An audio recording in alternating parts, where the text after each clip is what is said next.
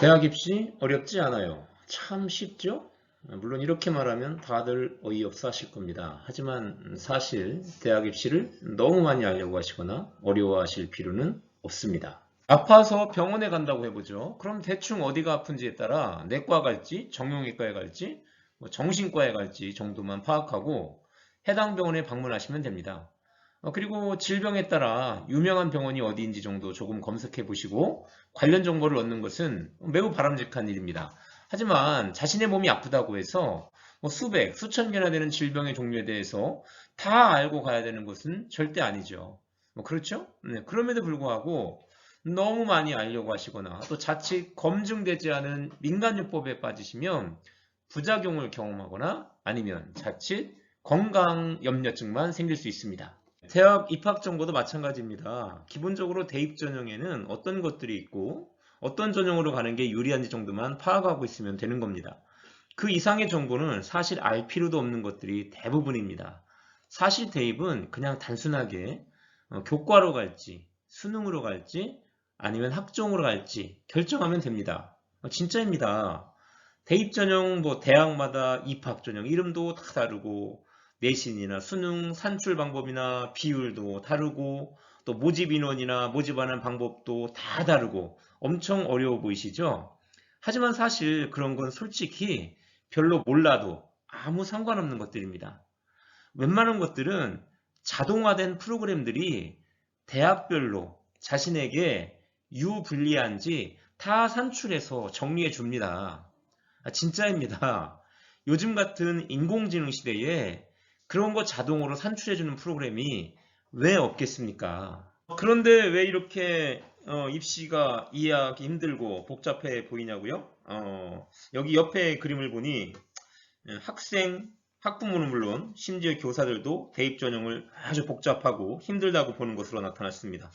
그래서 그런지 여기저기 곳곳에서 입시철만 되면 수많은 대입 설명회가 열리고 또 불안하고 답답한 마음에 또 자녀의 미래를 염려하는 마음에 쇼핑하듯이 설명회를 찾아다니시는 분들이 굉장히 많죠. 하지만 수많은 입시 설명회 들어보고 또는 전문가들이 보여주는 복잡한 표 몇 개 이렇게 보시면 더 어려워 보이시죠? 그래서 더 답답하고 또 불안해지시고요. 사실 이건 좀 영업 비밀이긴 합니다만 사실 대부분의 입시 설명회는 대학 입시 절대 쉽다고 말하지 않습니다. 쉬운 것도 오히려 어려운 것처럼 포장하고 그래야 더 답답하고 불안해진 학생과 학부모님들이 의지할 수밖에 없도록 만들어야 하는 거죠. 그렇게 힘들어 보여야 전문가라고 하는 사람들이 더 권위를 갖게 되잖아요. 그런 권위를 바탕으로 또 입시 컨설팅 사업이 유지되는 것이기도 합니다. 다시 한번 말씀드립니다. 입시는 그냥 학생부 교과, 학생부 종합, 수능 정시 전형 이 세 가지에 대해서만 그것도 대충 알고 있으시면 됩니다. 그리고 나서 자신이 희망하는 대학의 입학 전형 정도만 조금 더 꼼꼼하게 살펴보시면 됩니다. 그래도 여기서 마무리하면 조금 아쉬우니까 이 세 가지 전형에 대해서 조금만 더 이야기해 보도록 하겠습니다. 먼저 학생부 교과로 대학을 가는 방법을 말씀드립니다. 학생부 교과는 내신 성적 순으로 대학을 가는 겁니다. 최근에 학령 인구가 많이 줄어서 대전만 해도 도심을 제외하면 대부분 학교들이 한 학급에 25명 이렇게 안쪽이라고 그래요. 학생부 교과는 조금 과장하면 반에서는 5등 하면 충남대, 반에서 1등 하면 건동홍, 또 다시 전교에서 5등 하면 중경외시, 또 전교 1등 하면 서연고, 소위 스카이라고 그러죠. 이런 대학을 쓴다고 하는 겁니다. 그런데 학생부 교과는 학교 수준이 좀 다양하잖아요. 그러니까 학교 수준이 다양하기 때문에 대부분 상위권 대학은 수능 최저를 걸어두죠. 충남대만 해도 앞에서 좀 말했지만 내신 3.5 내외의 우수한 학생들, 학급에서 5등 내외의 우수한 아이들임에도 불구하고 지원자의 35% 정도만이 인문 3개 합10, 자연 3개 합12 정도의 수능 최저를 맞춘다고 했죠. 그러니까 많은 학교의 학생들이 내신이 3.5 정도임에도 불구하고 그 학교 수준에 따라서 수능 최저를 못 맞추는 아이들도 많다고 보는 겁니다. 하지만 그 외 대부분의 대학에서는 학생부 교과에서는 수능 최저는 걸어 둘 수가 없습니다. 왜냐하면 학령 인구 감소 추세에서는 학생을 한 명이라도 더 모집하는 게 우선이기 때문이죠. 이렇게 전교에서 또는 학급에서 몇 등 하면 어느 대학 갈 수 있나 이렇게 따지는 것이 학생부 교과이고요.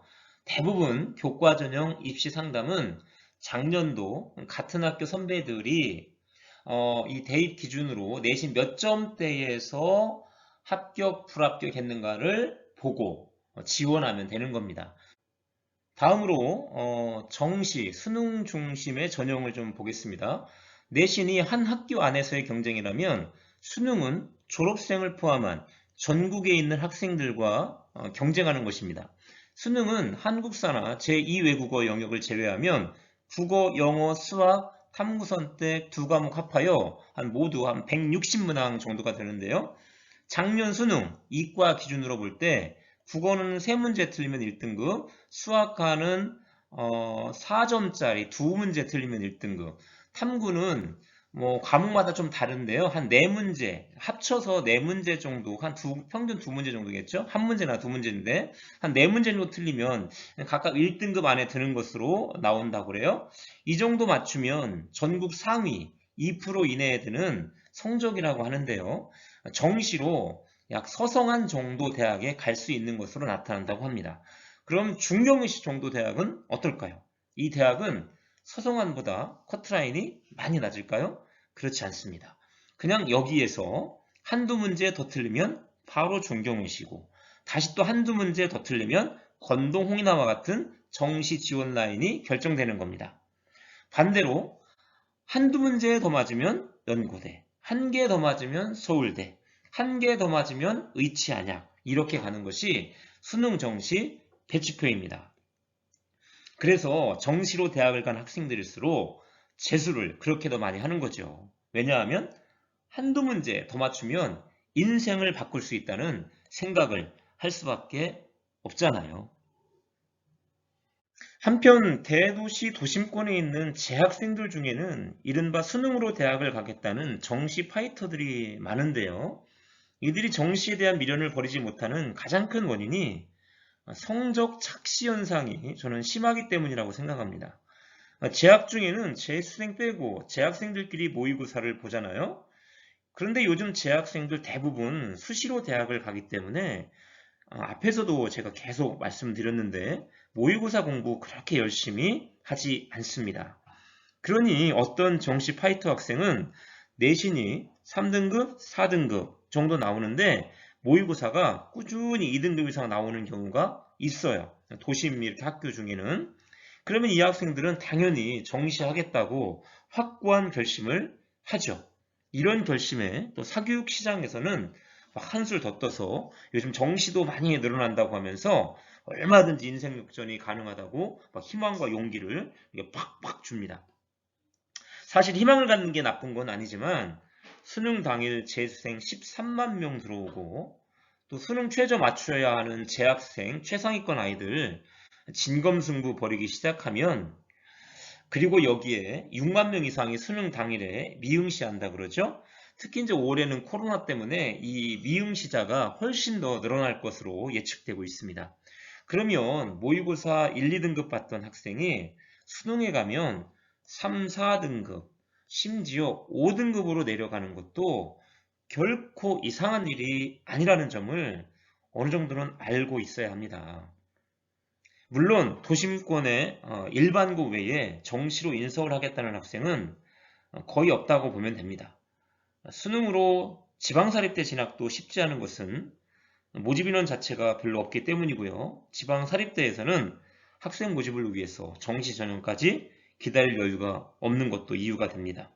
그러니 정시 컷은 어느 대학이든 결코 재학생에게 유리하지는 않다라는 점을 이해하시고 정시를 준비하는 지혜가 필요합니다. 물론 졸업해서 정말 열심히 노력해서 좋은 결과 나오는 학생들이 많이 있는 것으로 알고 있습니다. 하지만 재학생이 졸업생과 경쟁해서 수능에서 좋은 점수를 내겠다라고 하는 것은 결코 현명한 방법은 아니다. 저는 이렇게 말씀을 드리고 싶습니다. 이제는 학종에 대해서 알아볼 겁니다.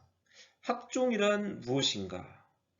왜 이런 대입제도가 만들어지고 또 어떻게 학생을 평가해서 학생을 선발하겠다는 것인가 등등 이에 대해서는 다음 시간에 본격적으로 학종이란 무엇인가라는 주제로 앞으로 두세 편에 걸쳐서 계속 다루어 보도록 하겠습니다. 자, 어쨌든 오늘은 내신, 수능, 종합 중에서 내신으로 대학을 가는 교과 전형, 그리고 정시로 수능 중심으로 대학을 가는 정시 전형에 대해서만 좀 알아보았고요. 다음 시간에 학종이란 무엇인가라는 주제로 만나보도록 하겠습니다. 오늘은 여기까지입니다. 감사합니다.